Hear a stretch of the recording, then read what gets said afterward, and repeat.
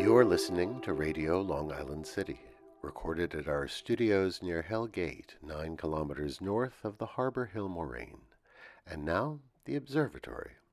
The Observatory, Tuesday the 21st of April, 2026. It is 32 days after the spring equinox. It is 61 days before the summer solstice. Tomorrow is Earth Day. In today's episode, oak trees, the founding of Rome, Fidel Castro in New York, the Mattachine Society, Anthony Quinn, and a thought for Earth Day. The sun rises today at 6:08 a.m. The sun sets today at 7:42 p.m. Civil twilight ends at 8:11 p.m., and nautical twilight ends at 8:45 p.m. The length of daytime today is 2 minutes, 30 seconds longer than yesterday. The moon is in its waning crescent phase and is 24% full at midday. The moon sets today at 12:12 a.m., and then it rises again at 8:57 a.m. These are the predicted tides today for Horns Hook. In the wee hours, high tide, 1:49 a.m., 1 meter 80. In the morning, low tide, 8:07 a.m., -3 centimeters. In the afternoon, high tide, 2:26 p.m., 1 meter 46. In the evening, low tide, 8:17 p.m., 15 centimeters. In our shared realm of plants and animals, let us consider the incredible variety of oak trees in the neighborhood. The pin oaks are of course the most common, growing into great noble trees that line many of our streets. The red oak has leaves much like the pin oak. They are lobed, and each lobe ends in a sharp point, but the leaves are much broader. White swamp oaks have much more gently undulating leaf margins, with softly rounded shapes. There's a cultivar of the variety called Beacon. It grows narrow and tall, perfect for smaller spaces. You can see them under the L on 31st Street between Broadway and 31st Avenue.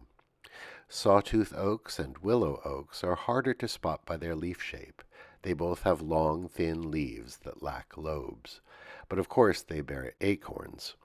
Willow oaks line the waterfront in front of the Astoria houses where the ferry docks.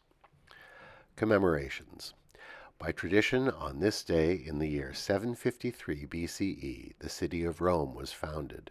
To this day, the founding date is used as a measure of time, so it is the year 2779, ab urbe condita. On this day in 1959, Fidel Castro arrived at the old Penn Station for a visit to New York. Fresh from the overthrow of the Cuban dictator Fulgencio Batista, Fidel made the tour as part of a charm offensive. Thousands greeted him at the station with flags and cheers. It took him 25 minutes to cross the street because of the huge crowd. On his trip, he visited the Bronx Zoo and the Empire State Building, ate hot dogs, and kissed babies.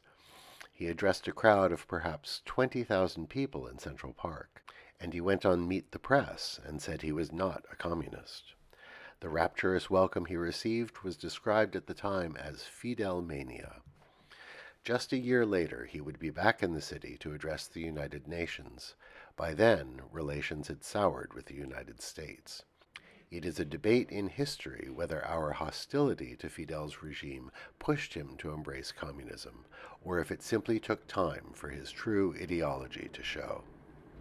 On this day in 1966, 3 members of the Mattachine Society staged a sip-in at Julius's Bar in Greenwich Village.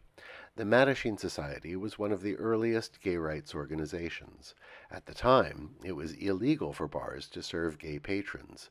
Gatherings of homosexuals were considered disorderly conduct by the police, and the bars could lose their liquor licenses.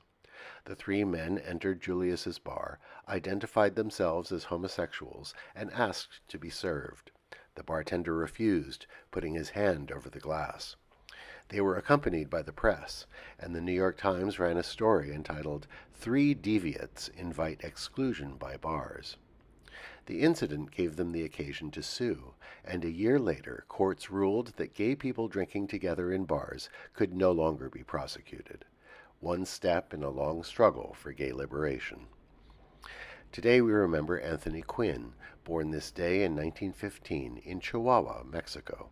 He won his first Oscar for his portrayal of Eufemia Zapata, the brother of the Mexican revolutionary Emiliano Zapata. But of course he made his greatest mark playing Zorba the Greek in 1964. And this is where a local connection comes into play. Quinn did the voiceover for a 1984 documentary on Greek rebetiko music, the blues of modern Greece. The documentary opens with long shots of Astoria, where the very first rebetiko recordings were made. Remember Anthony Quinn today and the interesting way a Mexican-American actor became a symbol and spokesperson for Greek culture. On the eve of Earth Day, we leave you with a quotation from Theodore Roosevelt.